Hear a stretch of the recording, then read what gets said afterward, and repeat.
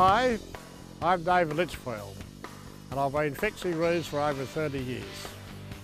Our company roofs several venues for the Sydney Olympics and we've roofed everything from a cottage to a 7-acre roof at Mount Waverley Reservoir. I have a simple working philosophy. Do it right the first time and keep your customers happy.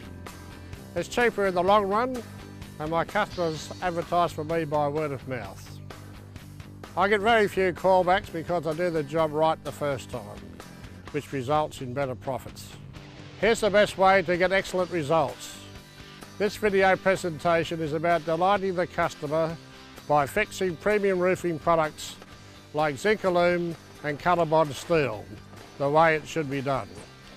These trade tips are practical suggestions for tradesmen who pride themselves in their job skills. We will show you basic steps of how to fix a roof from start to finish. This will include tips that are essential to deliver a visually stunning roof. Here is an old tile roof, sadly in need of replacement. We start by thinking safety and having the right equipment, as this will always save you time and help you do a better job. Remember to put safety first. Tie off your ladder with at least 1 metre above the gutter line. Fit your safety harness and pole to prevent accidental falls from the roof. Always wear non-slip footwear. Always walk over the battens whenever possible. Remember, use plenty of sunscreen and wear sunglasses when working on a roof. Wear eye and ear protection when cutting or drilling steel. Wear flexible gloves when handling sheets. And remember, lift, don't drag roofing sheets. Now let's look at the toolkit. You'll need a tack gun, a drill, a nail bag, the Excalibur shear, a tape, 10 snips, chalk line, multi-grips, a straight edge, the blower, and sunscreen, a hat to shade yourself, sunglasses, and of course the ladder. Okay, now you're ready to get started. It's important to store the roofing sheets properly. If possible, store indoors out of the weather. If storing outdoors, make sure the sheets are off the ground. Just a bit of timber will do, and that there is about a 3-degree slope to allow proper drainage. If possible, cover with a tarp. Failure to store correctly can result in early corrosion. Good storage prevents this. Identify the product is genuine. Check that you have the right steel, look for the colour-bond, zinc aluminum or Lysart brand and insist on it. If there is no brand mark, it's not the genuine article. Just reject it. Remember never to mix genuine colour-bond steel with imitation product. Their colours will fade at a different rate and leave the roof looking patchy. Here we go. It is a good idea to stack drill the sheets while they are on the ground. Just one hole to fix to the bottom batten. This will give a good straight screw line. Place the first sheet adjacent to the junction of the hip and ridge. Make sure that it is square, either to the ridge or fascia board, and tack into position. Then continue to tack more sheets into position halfway down the hip.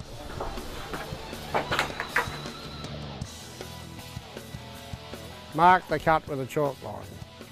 Cut the sheets with an Excalibur shear. You can use tin snips if you prefer.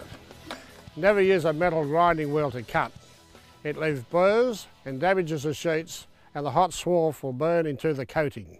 Pre-cut the insulation blanket on the ground and pass it up to the mount of the roof. Position the blanket where it is to fit and secure it with spot fixed fasteners. Determine the centre of the roof battens on each end of the run and use a chalk line to mark the screw line.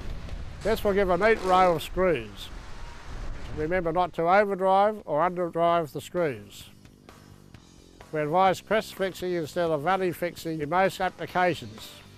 Depending on the local environment, Bluescope Lysart recommends use of Class 3 or Class 4 fasteners to prevent rusting later on. I personally recommend Class 4 fasteners to get the best result. Turn up the ends of the sheets with multi-grips. You can do this on the ground or on the roof. For hit cappings, cut the bottom and fold the edges down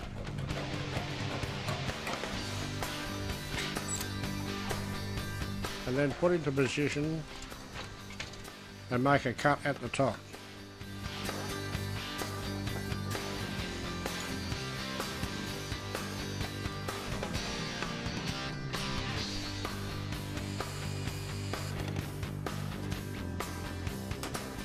For ridge cappings, position and mark the joint to the hip capping and cut.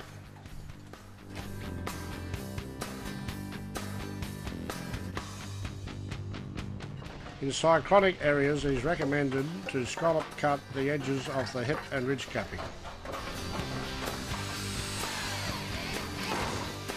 There are many kinds of roof penetrations. For vent pipes, use deck-tight flashings, well sealed with roofing grade silicone and fastened at 50mm centres. At roof penetrations, take a back flashing right up to the ridge line. Correct clean-up is the essential part of roofing in steel. At the close of each day's work, the whole roof must be cleaned down to remove all swarf. This can be done with a small petrol-powered blower or a soft bristle broom. Be thorough. Now I'd like to talk about some of the traps to avoid. Don't use touch-up paint. It weathers differently and becomes unsightly. Care is better than cure. Remember, lift sheets, don't drag them. Before installing the roof, make sure that the frame is the correct pitch. For custom orb, this is 5 degrees minimum. This prevents ponding and ensures water runoff. As I mentioned before, use quality fasteners to prevent unsightly rusting later on. We use class 4 fasteners on all our work. A little extra money buys a lot better screw. Colour-bond steel and zinc aluminum steel should not be used with lead, copper or stainless steel, or corrosion will eventually result. Okay, let's review the main points. It doesn't cost any more to do the job right the first time. Trust me, you'll make money if you do. Put safety first by wearing the correct protective equipment for every job you do. Use the right tools to get the best results. Store your roofing sheets correctly. Use the right steel. Look for the colour-bond, zinc aluminum or Lysart brand and insist on it. Stack your sheets and drill one hole at the bottom batten. Use multi-grips to turn up the end of the sheets. Cut your insulation on the ground and hand them up to fix in place. Make sure your first sheet is aligned properly, either to the ridge line or the gutter. Get that right and the rest will align correctly. Use a chalk line to set out faster lines to ensure visual appeal. Depending on the local environment, Bluescope Lysart recommends use of class 3 or class 4 fasteners to prevent rusting later on. Refer to the literature for more information. Cappings and flashings are all about measuring and cutting correctly. Roof penetrations need special attention. We use deck-tight flashings and roofing grade sealant. Ensure your clean-up leaves no swarf on the roof because it results in problems later on. Remember, lift sheets, don't drag them, and be careful not to scratch the sheets already laid. And for heaven's sake, don't use touch-up paint. Don't use imitation sheets with genuine colour-bond steel. If you do, the result will look patchy. And the results speak for themselves. A Bluescope Lysart roof that looks excellent because the job is done correctly. It looks great and so do you. Your customers will be delighted and proud of their new roof. They'll tell their friends about you and the professional way you work. Thank you, David. Fantastic job. Really happy. It's my pleasure. If you want to get this kind of result, simply follow these helpful hints. The way it should be done. The Bluescope Lysart way.